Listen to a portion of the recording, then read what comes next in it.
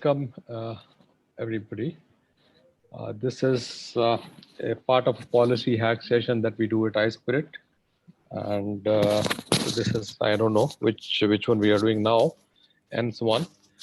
But this is on a topic that is of interest to so many of us, and which is about the new regulations or new guidelines on the OSP regulation, which has come up. A fantastic thing which is being lauded by the industry a lot, and we are going to talk about it in this session. And let me introduce the panelist, and it's more of a panel discussion.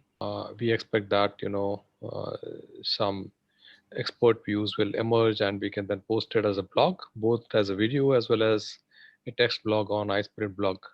So that's what we do with many of these announcements in government policy or wherever where there are pain points and we want to discuss. We do that also. Uh, Let me start with the welcome and introduction for all the panelists. So for myself, I am Sudhir Singh. So I have been running this policy actions. Normally, I'm a host. Sometimes I do talk on the topics that are of interest to me. This is one of the topics where I have dirtied my hands earlier in my life. So I can speak about it, but I think there are more knowledgeable people here to talk about it, right? So we will get to the panelists one by one. So for a short introduction, Arish Sharmaji is here, the ex-chairman of TRI, and I think under him, a lot of important consultation have happened on the telecom regulation, and he has really pushed the reform side in the telecom regulation very hard, and I think we are happy to have him here. And so we will hear from him shortly. We have other panelists here. I would request Rahul, uh, Choco, and Nax to introduce yourself one by one. So my name is Rahul Mathan. I'm a partner with the law firm Trilegal, and I do a lot of work on technology. So that's telecom, internet, privacy. Hi, Choco Valiappa, founder and CEO of V Technologies, BPO focused in healthcare and engineering design services. Hi, I'm Nagarajan.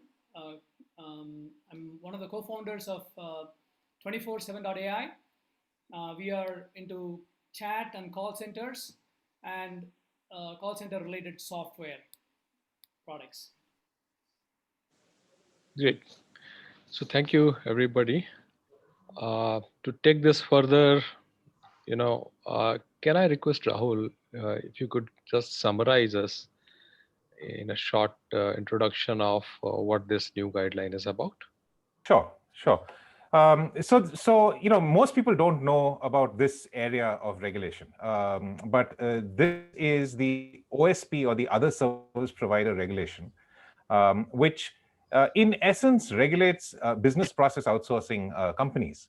And the definition of the types of entities that are regulated by this is very important. And so earlier the definition used to include things like call centers, business process outsourcing activities, but it also had very broad language at the end, which included all IT-enabled services.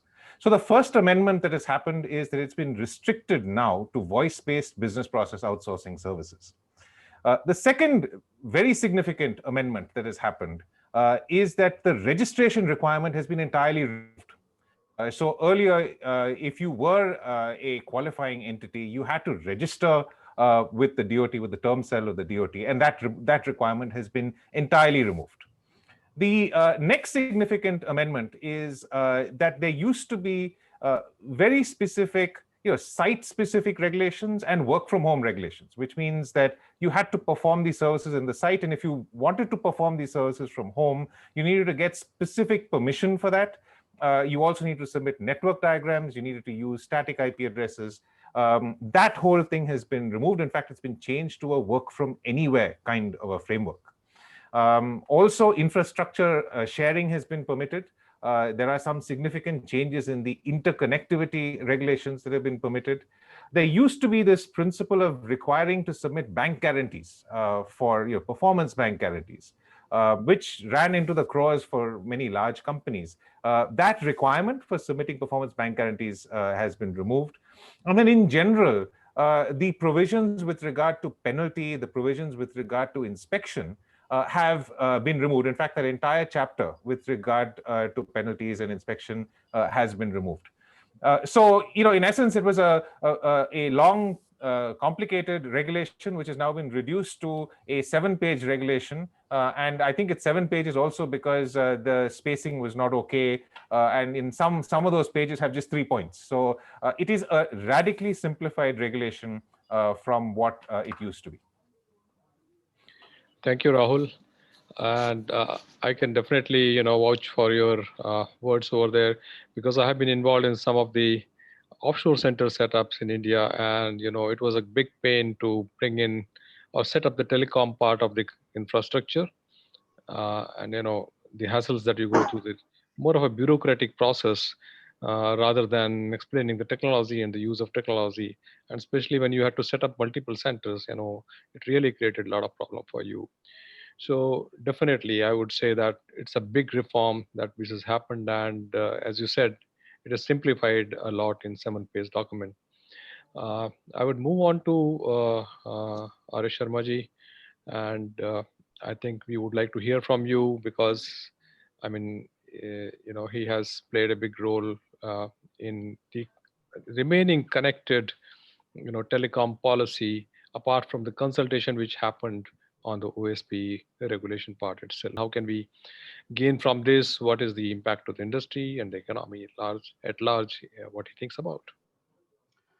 Well, thank you, Sudhir, and of course, Rahul has very beautifully summarized the developments which have taken place. Let me sort of recount a little bit of history in this. This regulation, this whole rules were quite old. And September 2018, about 2 years back, the Department of Telecom gave a reference to TRAI to kind of look into these regulations relating to OSPs. And of course, we had to ask for some information. So in December of 2018, they provided us some additional information. We actually issued, the TRAI issued, I should not say we now, but TRAI issued a consultation paper in March of 2019. And we provided these recommendations in the first week of October 2019 to the Department of Telecom. So it's about 1 year back that we provided the recommendations. The main thought of these recommendations, the main focus on these recommendations was that after all these OSPs, of course, the definition, as Rahul rightly pointed out, definition has been now changed. And I'll elaborate on that a little while later. But essentially, the thought which we had was that after all, who are these guys, the other service providers? They are actually the people who have entities who have taken resources from the telecom service providers.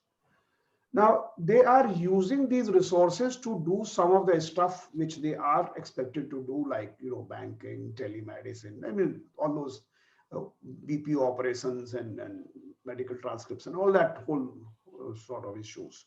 So essentially, we said that, look, why? I mean, they are not really going to pay any money to the government. After all, they are the ones who are the customers of the telecom.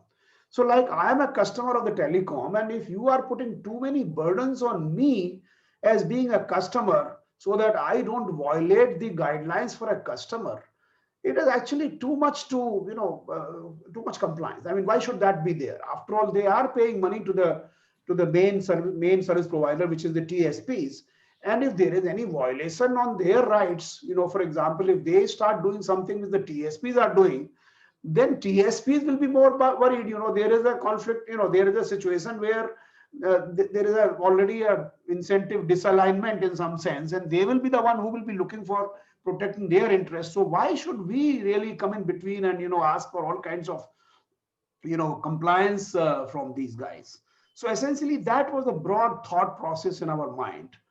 And then we went into this whole issue of, with that thought process, I mean, of course, we had not pre-decided this issue, but we basically discussed initially, and our thought was, why should we really do it? Because they are merely customers like any other customer of telecom service providers or ISPs. So therefore, we should not burden them with too much of compliance. Then, we went one by one. So as Rahul rightly pointed out, one is we went into the definition. So definition was that, they should be all application service providers, provide, and there was a list of whole set of applications. So we actually just kind of changed that, saying that these are the entities which are taking resources from the telecom service providers or ISPs and actually doing somebody's work, providing services to some other entity. So, and all kinds of, these applications, and we listed out and we said that this is the basically OSPs. Now, unfortunately, the OSPs also included those people who were actually providing services internally. The large corporation, and they are doing their own things in a EPA, BAX, or OSP manner. They were also included, and we said no. Any entity which provides service to itself after taking resources from the telecom service providers will not be coming within the definition of OSP, which is quite logical. So that's one part, is we basically took care of the definition. Then secondly, we said that, you are all going to, registration, everybody is registered. So we said, no, only voice-based OSPs need to be registered. Data-based OSPs need not be registered at all. So that's one which we had said. There was another requirement of network diagram, saying that you have to get the network diagram countersigned by the TSP from whom you are taking services. Now that, in a way, what they did, TSPs were actually misusing that thing to ensure that hum tumhara network diagram theek nahi karenge, ye theek nahi hai, wo theek nahi hai. They were putting all kinds of stuff. That we had said it should go away. Similarly, there are some guys, some entities which are now providing services to set up these things. For example, call center facilities by call contact center service provider, CCSPs, hosted contact center service provider, which means these guys provide these services to the OSPs in a way. They provide just the switching facilities, etc. OSPs still take the resources from the TSPs or ISPs, but they basically, it's like a contact center or OSP on a cloud. Now they are not really, they are just providing this shared infrastructure, and they are serving many OSPs. They need not be into this picture at all. After all, it is OSP who is taking resources from TSP, and that's the way it's going. So we said this is also really not, they also don't need to be within the mischief of these guidelines. So that's one part. Then of course, work from home, as Rahul rightly said, there were a lot of complications that, you do work from home, then you do a guarantee, and then you take permission, etc. Fortunately, DOT itself actually had relaxed it during the period of pandemic, but we said there's no need for such. And the most mischievous situation was a bank guarantee. Now, our argument was that, friends, these guys don't pay anything to you, right? They are paying it to TSPs. Now, why should you have, what for are you having bank guarantee? The idea was that we are having bank guarantee because suppose they commit some violation, then we will be able to encash the bank guarantee. I said, this is like, I didn't say, but basically we discussed among ourselves, and we said, look, it is like saying that I'll take bank guarantee from every Indian citizen, that whenever he commits a crime, I am not going to bother about the warrants and other kinds of stuff. I'll just encash that bank guarantee. I mean, how can you do that? This is ridiculous. You do the bank guarantee in order to ensure realization of your revenue. But once those guys are not paying any revenue, why the hell there should be a bank guarantee? So essentially, this bank guarantee business was the most, and it did not serve any purpose. And interestingly, you will be surprised to know within the last 10 years, not even a single bank guarantee has been encashed. This also shows that this bank guarantee, who benefits? Only the banks benefit. Neither the government benefits nor that OSP benefits. He's in fact being put to loss. Government does not benefit, and his loss is being sort of enjoyed by the banks. So this bank guarantee business was a completely non-required business, which we said we should not allow. Interconnectivity among the various OSPs, that also we said that it should be allowed.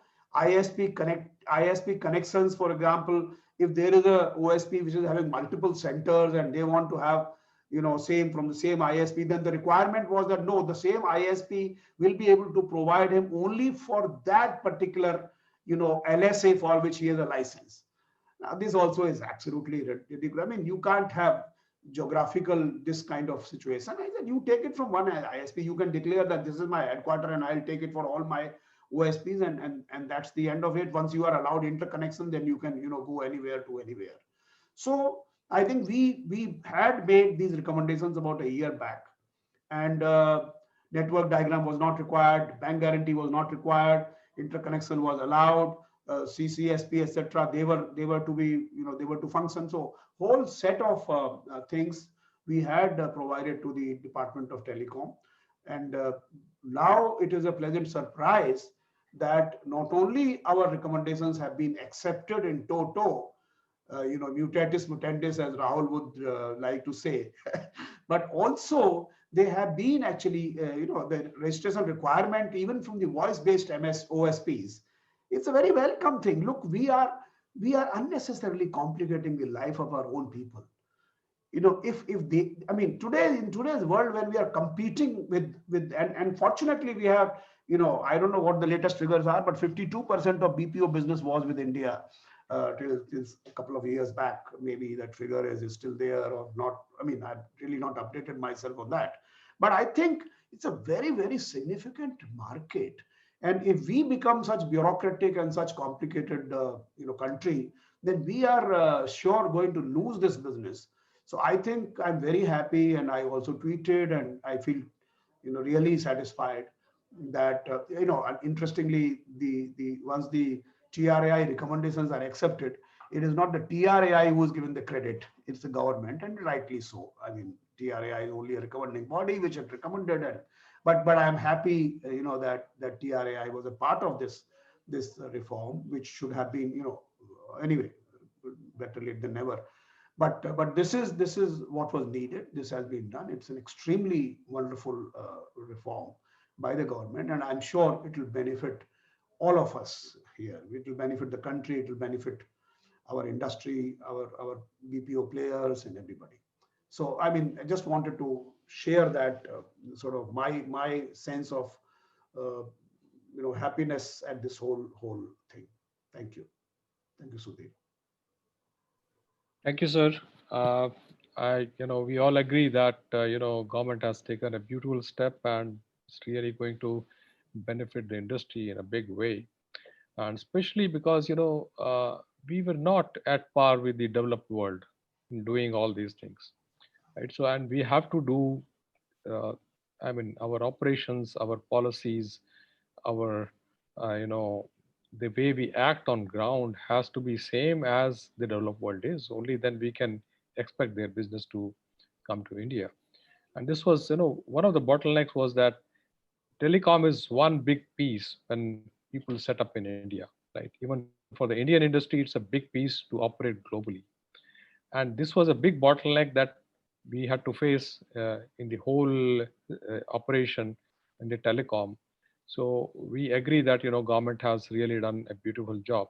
But Rahul, you have been involved on the legal side of it, regulatory side of it.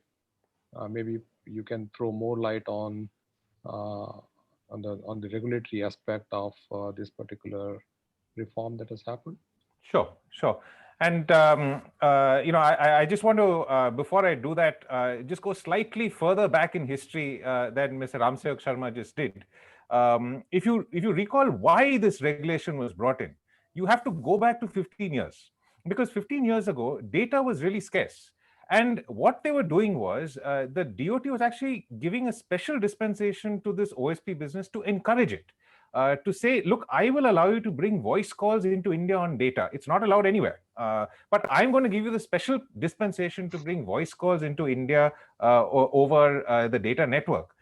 And then you can understand why the performance bank guarantee, in a sense, was required, because they were actually giving these scarce telecom resources. And so they wanted some sort of a performance guarantee such that you don't violate or misuse it.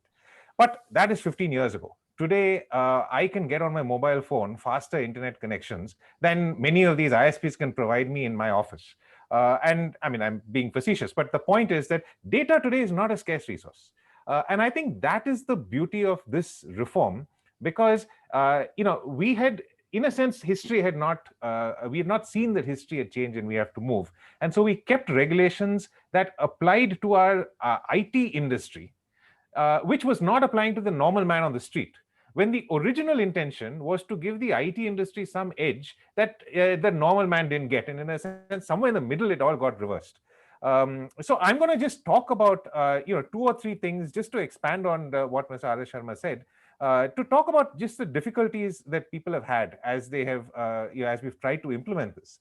I think the big challenge was the work from home. And let me just expand on the point of our mobile phones today are smartphones. Our smartphones, most of us do a lot of work on our smartphones. So if you are using a smartphone in the office, it is office work. But if you carry it out to your car or if you go to your home, it becomes work from home. That logic didn't seem to make sense in the current world. And that was really the challenge. A lot of my clients were saying, look, if I'm doing a call center and I've got some call center agents who are sitting at home and calling, I can completely understand. But this regulation also applies to data. It applies to the work that I'm doing on my mobile phone or on my laptop. And once the distinction between mobile phone and laptop vanished, it became even more challenging. So that regulation was a big problem, because it even applied to the CEO of the BPO company, and the CEO is actually not doing call center work. He's only managing the company. And in the pandemic, it became extremely challenging, because of course they gave a dispensation and a relaxation, but there was a requirement that all work from home agents needed to be given static IP addresses. And in the pandemic, when everyone went work from home, the country ran out of static IP addresses. There were no static IP addresses left to allocate, which means the telecom companies had to give dynamic IP addresses, and there was a whole, but the DOT realized, the DOT came in and they gave the relaxation, and I'm really glad that work from home restriction has gone. This interconnection between voice and data was another thing that was a big problem. So in every office, and I'm sure Choco and Nags will talk about this, in their own setups. But you had to have an EPABX. The EPABX had to have a logical separation between voice calls and data calls. And DOT inspectors would come from the term cell to actually inspect to see if you had connected this. Now, in today's world, I can decide on my mobile phone whether to make a call on my cellular network or on WhatsApp or on any number of other services that can give me the best quality depending on whether my cell network is better or my Wi-Fi network is better. Now, that kind of flexibility is allowed to the layperson, but in the company, in these cutting edge tech companies, they still have to have this physical box that is separating these two and be subject to inspection. So that's the last point that I'd like to make, which is just the harassment that this led to. This is not terrible harassment, but I know companies that have people who, after the regulation, they called me and said, look, I don't know if I'm going to have a job left, because 2/3 of my job was dealing with OSP compliances. And now that this has become so simplified, I don't know, they were just joking. But the point is that companies had to dedicate tremendous resources, because many of these companies have 20-30 OSPs, 3,000, 4,000, some have 100,000 employees scattered around the country. That's a tremendous amount of compliance burden for actually an industry and a sector that should not be regulated. So I actually want to end with a question. I don't know if Mr. Ramsevak Sharma will answer this or not, but given the way in which this has been radically reduced, my question is, can we expect to actually completely eliminate this at some point in time? At this point in time, there's no registration requirement. All we have is a requirement for voice-based call centers to comply with certain obligations. Those obligations essentially are not to do toll bypass. Toll bypass is not to use this to become a mini telco, and to help the government in tracing any illegal content or anything like that. Now, both these obligations apply equally to OSP companies and to me. In my firm, I am not allowed to misuse my telecom resources to do any of these things. So the question is it possible? I think it may be too much to expect for this to be repealed overnight. But is this stage one to eventually a total repeal of these regulations, which would then make this a level playing field with other companies and just make this easier? So I will stop there, but I'm happy to hear. Actually, I'm even happy to hear what Nags and Choco have to say about that. Would this be minimal compliance would be sufficient, or would it be good to just have it completely removed? No, we are really happy with what has happened, right? It's like it's a huge reform, which is going to have far-reaching impact on the industry. We are really happy with what's happened, right? Of course, if you're going to give us a little more, we will take it. We're not going to say no, right? So definitely. Can I go next, or you have? Yeah, please continue. I think. So, want to start first with thanking Mr. Sharma for helping us, and of course Rahul and the whole iSpirit team for doing your bit, right? 24/7. We are a 20-year-old company with more than 10,000 people in 8 countries. So none of the other countries we are in, be it the Western developed nations, as Sudhir was saying earlier, or the smaller developing nations we are in, like Philippines or Guatemala or Colombia, none of these countries have any of these regulations. So it is unique to our nation. While we are the leaders in the industry we are in, call centers and voice chat data call centers, BPO, we have all these shackles we had to work through, right? Such antiquated rules are only hurting the industry by not letting us expand freely within the country, right? So if you look at Colombia, we are in 3 cities in Colombia. If you look at Philippines, we have 3 centers across metro and rural urban Manila, right? For example, right? But even though we have the largest workforce in India, in our own company, we have only 2 centers in 2 cities. It's not because of lack of business. We have enough clients willing to give us business in India, but the fatigue of going through such regulations. I'm not just saying this one alone, right? There are a few more, but this one was the main one, right? A huge discouragement to expand our business in multiple locations, right? Of course, we consider ourselves as a mid-sized company with so many thousand people. If we feel this way, imagine smaller companies, what they would be going through as the shackles, right? Of course, the pandemic, the COVID-19 pandemic, forces all to move most of our work home. While it was a breeze in all other locations, and in India, of course, even though the regulators gave us the permission to work from home with all the temporary, concessions, so to say, they were kept on extending, and we were always worried, hey, how long is this going to go for, right? What is the end to this? Is it going to be permanently done, or is it going to be a constant play, right? Whereas when we moved to work from home, we realized that this model, even for a real-time delivery industry like us, which is call center industry, we are able to work from home very, very well without skipping a beat, without skipping any performance, or without even dropping employee engagement for that matter, right? So that said, now we all want to distribute our workforce as much as possible. We want to expand to 2nd and 3rd tier cities, urban, rural, wherever it is, and then let them work from anywhere as they want.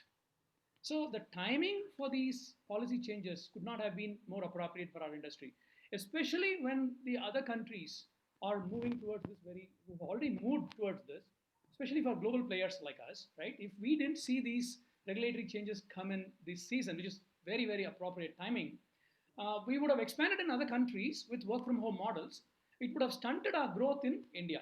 It would have definitely stunted our growth in India. I'm not talking for myself, I'm talking for the whole industry, I would say, right? It would have held back our growth against the other countries, right? So the impact of this liberation, in my mind, won't be felt immediately, but it's going to take a few years, right? It's going to take our jobs, our jobs being very global jobs, clean, non-polluting jobs, to the nooks and corners of the nation. Our team is already planning for different 15, 16 microsites and hub and spoke model with work from home, work from anywhere kind of concept, right? So this is also going to bring new kind of talent pool into the mix, right? New kind of players into the talent pool, so to say, right? For example, suburban or a rural homemaker can now participate in this industry, right? Who can, they can make good money with part-time work, maybe, right? Or part-time students, for that matter. Anyone can join this revolution of work from anywhere, so to say.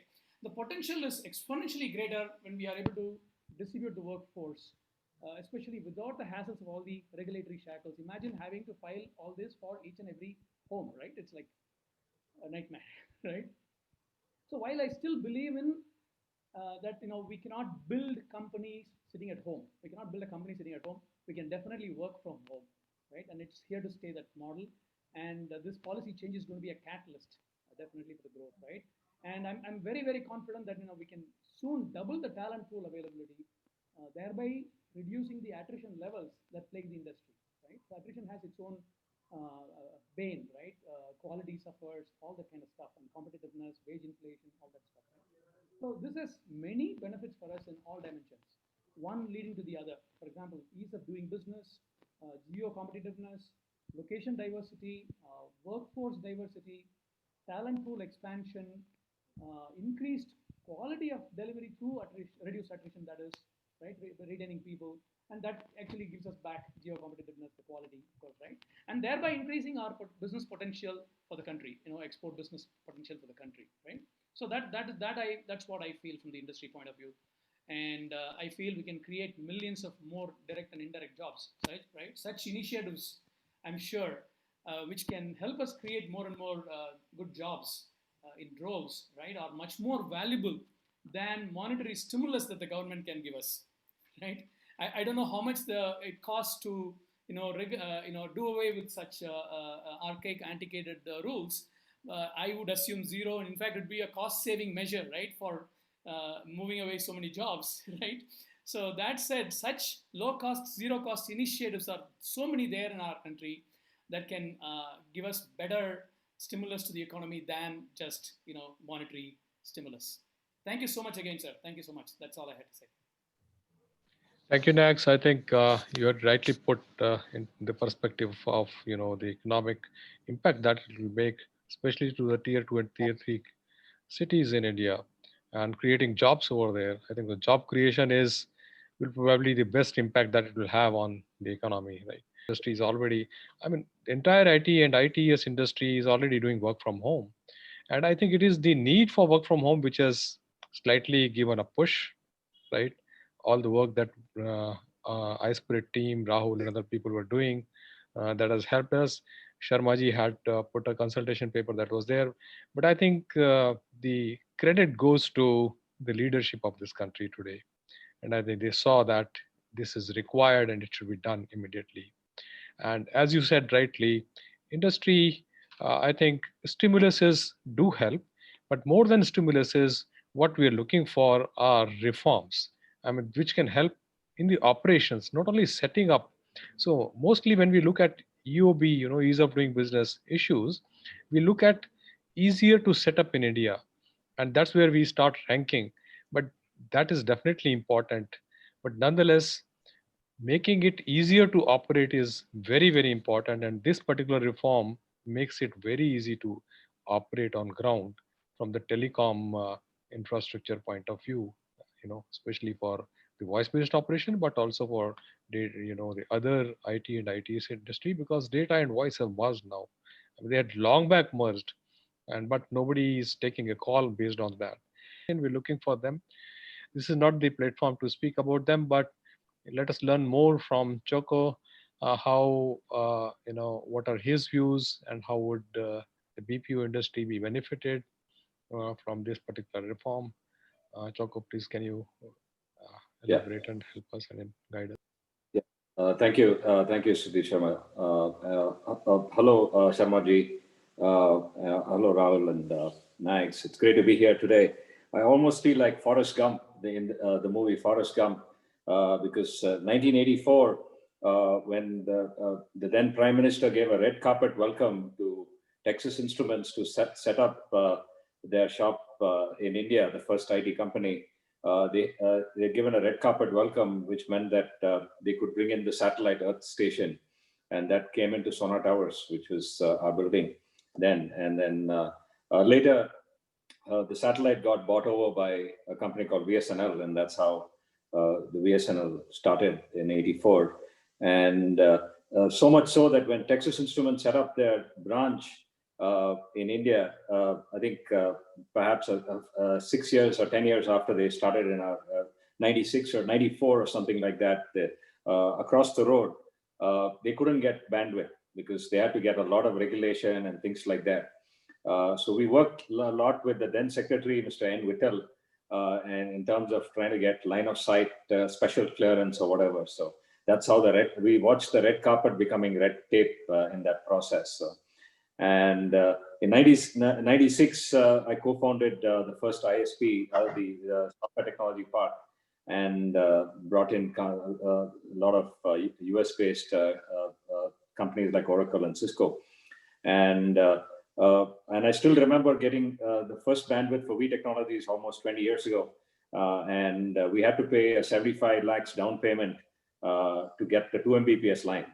Today, it almost seems like, absurd, but that time. So in many ways, I think liberalization happened for India in '91. So, but I think this piece of OSP liberalization is a true liberalization for the Indian BPO industry, because I mean, luckily BPO and ITES and IT industry was away from legislation as much, and this was one piece of legislation which was kind of holding back the ITES companies. And I think this would be a big way to expand that. I think Sharmaji was saying, about the size of the Indian IT industry. So it's about $220 billion this year, and it is expected to go to 300 billion by 2025. And it employs close to 4.5 million. But if you take indirectly, again, it'll be multifold. So V Technologies, we work in the healthcare industry. So we operate about 150 US-based hospitals. We do decision clinical support and analytics for these hospitals. And we also, part of that is we also do revenue cycle management. And a segment of it, we have to do phones. That's the only segment. But other than that, it's all data. So it's, to have an OSP license, I mean, we were almost feeling like an also ran or a side act in a movie or something, because we were called the other service providers, so from that angle. So, and the other side of our business, we do engineering design services and architectural services and product engineering. So again, so it's not, it's all data and it's nothing. So, and we employ 6,000 employees between US, India, and Philippines. And in the US, for example, 95% of our work is done work from home. And that's how we always operated. And but in India, like what Nags was saying, we are in 3 cities of Bangalore, Chennai, and Salem. And I'm sure this would give us a big footprint across India and go across other places as well. So I wouldn't go over a lot of what's already been discussed, like in terms of registration and call traffic over VPN was not allowed and things like that. And the calls would tend to be more expensive, and even interconnection between remote employees was not possible. So it's forget talking to somebody else. Even between employees, it was not possible. And in many ways, I think the COVID pandemic has helped usher in this thing in a faster way. So as this was the only option to kind of work. Because if you came to us and told us that we would be operating work from home last year in the way we are operating today, I don't think I would have even dreamt of it. So because it's such a change, and we didn't expect any of our clients to also allow us. But in many ways, it's a step in the right direction for India as such. Because like Rahul said, our client would come into India and they would use a US mobile phone and get on Wi-Fi and do calls over Wi-Fi using their mobile phone. So literally using as a local number. So they would call, but at the same time, our employees were not allowed. So a lot of times our managers had to stay back in the nights and work because when they go home, the connectivity isn't good. And so the day-night advantage, because I think 70% of India's ITES clients are US based. So, and which meant that the day-night advantage or the day-night disadvantage for our managers. So our clients would say, why is India so backward? Because they don't see the data quality of actual working, but they would see the voice quality, and then they would determine India, and it's a litmus test, right? So if the voice connection is bad, they would say India is a backward country or whatever.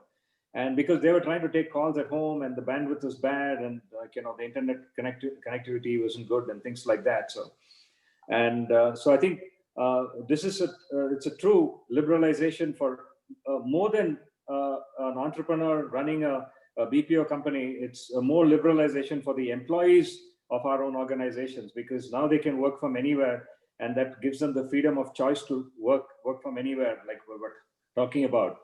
And I think 85 I think it's a step in the right direction. So the government says minimum government, maximum governance. So even in our case, the work from home has enabled us to increase our governance right now, much before than where we were working from office. Because when we worked in office, we took certain things for granted and things like that. But now, in terms of employee monitoring and things like that, it's really helped that. So in many ways, I think we are a young country, and then we need to provide one job every 1.28 seconds. So in that, this ease of doing business would be a really a great step in the right direction. And as India emerges into Industry 5.0 is what I call it, that manufacturing would be in the next 35, 40 years. And India would be handling 15% of the global economy in 2050. I think we are poised to become the manufacturing hub of the world, replacing China, because in 3D printing and designs and things like that, I think Indian engineering talent would be looked at much more than global talent. So I think it's a step in the right direction. So I congratulate Sharmaji for shepherding this process through, and I also congratulate Rahul for getting the legal backroom work in terms of handling this. And I thank iSpirit and Sudhir for giving me this opportunity to share my thoughts with you. Thank you. Thank you, Choco. Thank you very much for your inputs. So I'm taking this discussion ahead. I think next I would like to pick up your line that you can build companies from home, but you can, create employment and, operate from home. The employees can operate from home, and that's one of the important thing in today's time. Pandemic has taught this to us, but it was important otherwise also, because a lot of IT industry does work in that way, right, sir? But more importantly, this build from an office but create employment within the country would probably usher in a lot of innovation, help a lot of software product companies, which is the mainstay of iSpirit, and we should talk about creating product nation. And so that will be enabled a lot by this reform, because small companies can have an office in maybe an important city, or a tier 2, tier 3 city, or a tier 1 city, but they could create jobs even in villages and towns, right? Because you don't need to be sitting in a city to be doing innovation, product development, kind of those things, right? Or maybe just doing back office for a product company, or even for international business or anything of like that. So I think innovation also, it will boost up, and we hope that this will go a long way in coming years. As Nax, you said, in few years we will know the impact on the economy, on the industry that will have. So I think we have had a very good discussion. We have heard from everybody.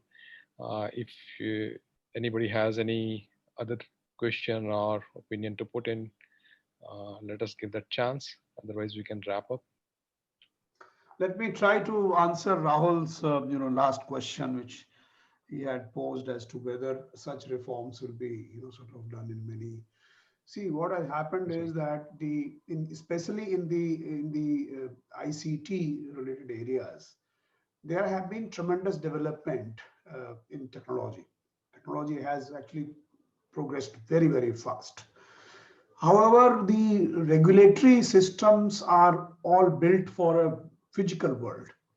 They are not really built for virtual world.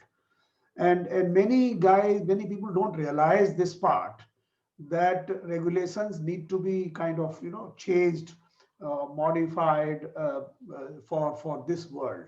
And many people are not able to grapple this whole change of, approach. I'll give you one example. I have been an administrator throughout my life, and I have worked for about 43 years. Now, when we started our careers as sub-regional magistrates way back in Bihar in 1980s, we were actually implementing CRPC and IPC and Evidence Act and all that.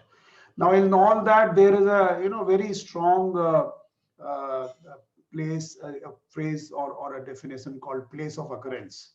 Where does the event, what date and time and place of occurrence? Now, in this virtual world, this place of occurrence is just not there. I mean, where is this whole virtual, conference occurring? Tell me. I am sitting in my home. Rahul is sitting in his own home. Everybody is, different. So what is the POA in this? So what is actually required is essentially to grapple with this new reality. Also, we must realize that, look, we fortunately have had tremendous advantage, because after all, how did BPO, the whole industry came in here? How did the ecosystem develop despite all these constraints? It developed, and Rahul rightly pointed out that at one particular point of time, when it was supposed to be a red carpet, now it became a red tape, or it became a, reverse the whole thing. It has happened in many sectors. And what is required is essentially we must have a relook at this. Also remember that, we have a tremendous advantage that, as I said, we developed this whole BPO system, and we have an advantage. We are an English speaking country. We are very bright boys and girls, and we can do things.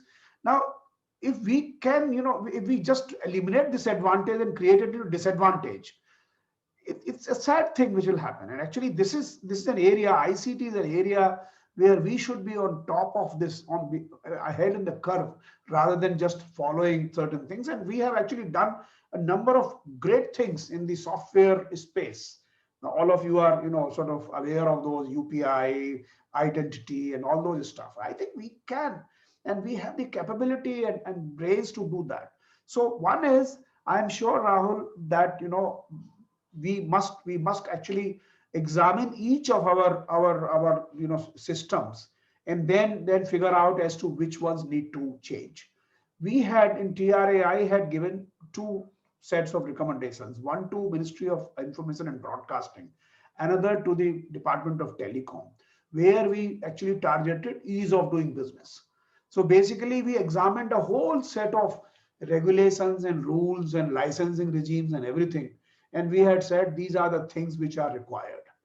And we had given explanation for each of them, rationale for each of them.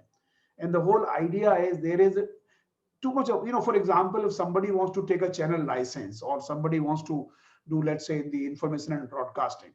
Now, not only he has to give his balance sheet, etc., it may be a registered company, but then their balance sheet is also to be examined by another chartered accountant. And that is to be submitted. I mean, it is ridiculous that initial chartered accountant who prepared the balance sheet is actually the legal guy, legally the right person to have prepared the balance sheet. He has certain accountability. Now, this other guy who is just merely examining the same thing which this fellow has produced, what is the need for doing that? The guy just keep on paying him without any value addition. So there are such archaic, there are such, obsolete kind of provisions which may have been, done at one particular point of time, because they may have had some relevance. But now, after MCA 21 has come, everybody's, balance sheet is on the website. It's all legally vetted, and it's a legal, digitally signed copy can be actually procured from MCA. There's no need for any other further thing. And I completely agree that, we are great at, I don't know whether Mr. Nagaraj said or who said it, that, we are great at converting, bureaucracy is actually a great institution for converting the red carpet into red tape. We are experts in that. Believe me, we are experts in that. So, and I have seen that, and I'm saying that with full responsibility, not by way of condemning anybody, but as a system, we are all very safety oriented guys. And the last argument of bureaucracy is security. भाई security ध्वस्त हो जाएगा, लगता है जैसे देश डूब जाएगा अगर आप इसको खत्म कर दीजिएगा तो. This is the kind of logic which is bogus logic. We should understand this whole thing.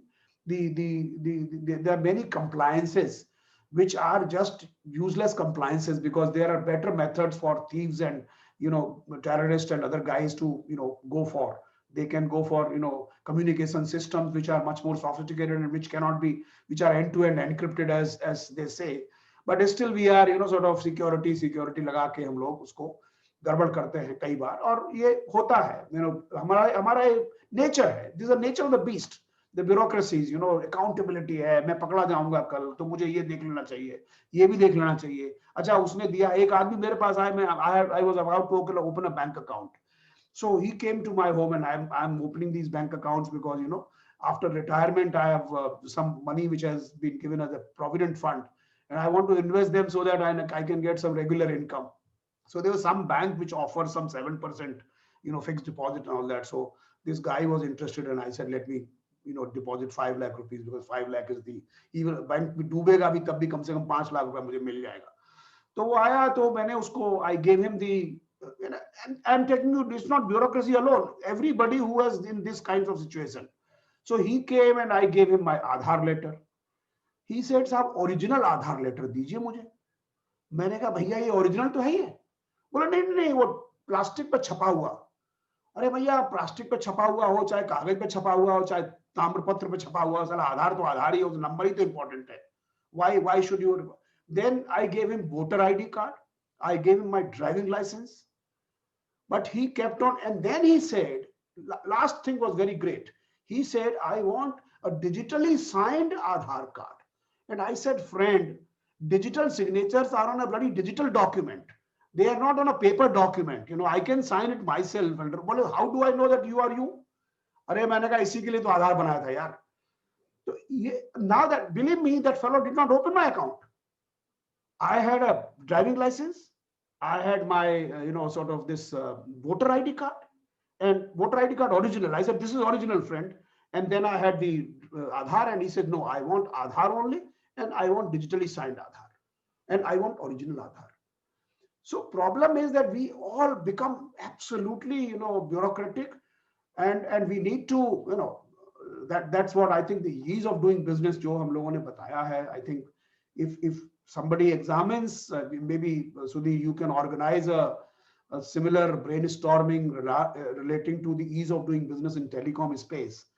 And maybe Rahul, can do the background work of, what are these things, and some of them are so obvious, boss. Some of them are so obvious, they need to be done immediately. They need to be done yesterday. I think we need to go. I am very sure under our honorable Prime Minister, because I have seen how passionate he is towards, ease of doing business, ease of living. He wants it, but I think we all need to come together, and we all need to sort of continuously do that. It's a great thing which has been done actually, and I was so happy, and I complimented each one of the persons who are involved in it, including the Department of Telecom, saying that आपने बहुत अच्छा किया है. So I think things will continue to happen. I think our Prime Minister is absolutely aware of the need to carry these reforms in a major way, and I think things will happen. That's my response to Rahul. Maybe it's too optimistic, but that's what I think. Thank you very much.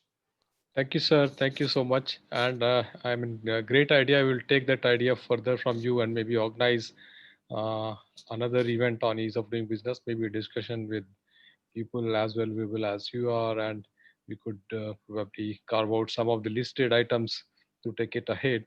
And we fully agree on the red tape thing. Thank you very much for the participation here and guiding us and making us more informed on the issue. Rahul, thank you very much for all the work that you have done in the background and make it happen.